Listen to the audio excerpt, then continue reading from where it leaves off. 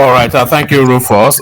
We are saying the real Buhari, but not in the context that you described it. But first to Igbo Basic, we don't really want you going to the East at the moment because we need you at this thinking level. So we can send people like Man of Prestige. He's more like you can use him as a fodder, but we need you.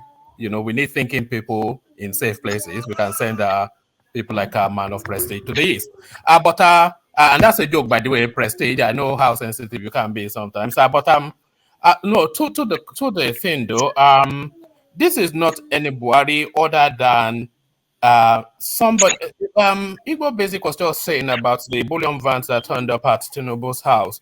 I'm sure even people of any form of mental functioning, they are not concluding that Tinubu ordered money from his own bank account to be brought into his house with the bullion van. No.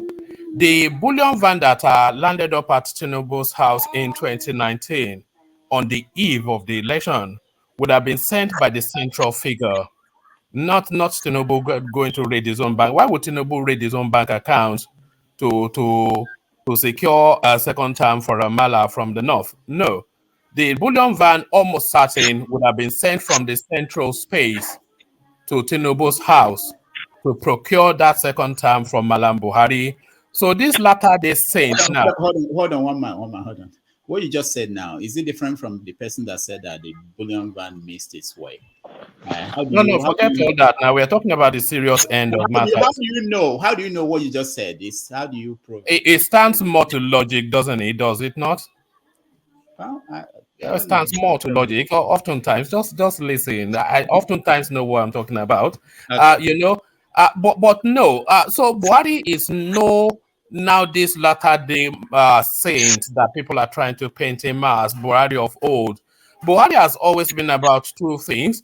I'm not sure that it's humanly possible to be more self-centered than that particular character.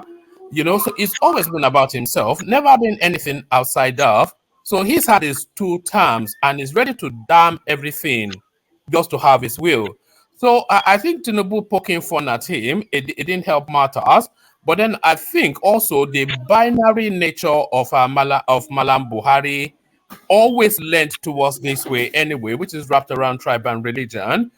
So what we're seeing now is my reading of it. I can't say categorically that is what we're seeing, but my reading of it now is that this is an open warfare now. There's essentially an Operation Stop Tinubu going on within the cabal space in Aso Rock.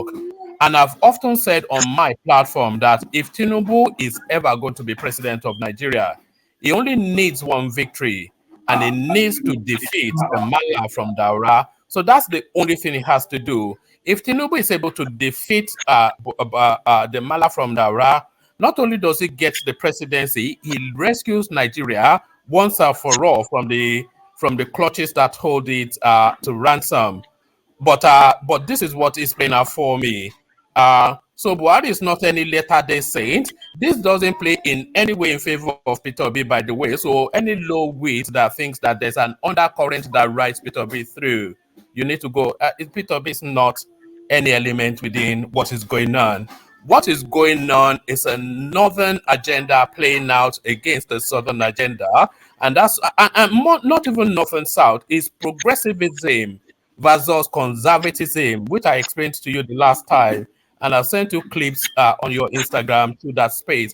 So that's what is going on for me. It's an existential threat and an ideological directional shift within the Nigerian space. So that's what is playing out.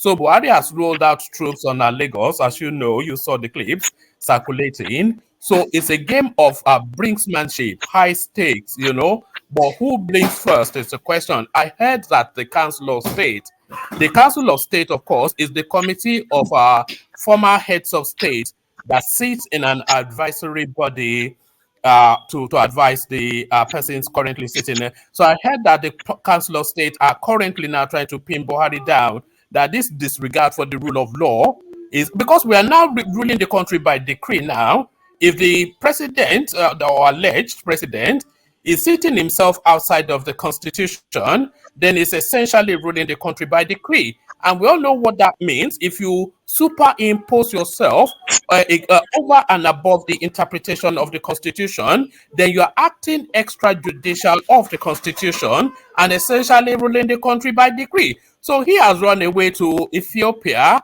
and the country is set to go aflame. And that is where we are, a week to the elections. But does Tinubu win through is the question. Because that's the one rescue plan for the Nigerian state. So if Tinubu wins through, then we rescue all the way completely. But if Atiku Abubakar wins through, then we are essentially in the south, Yoruba land especially, engaged now in an independent fight because we're now subjects rather than citizens of the Nigerian state.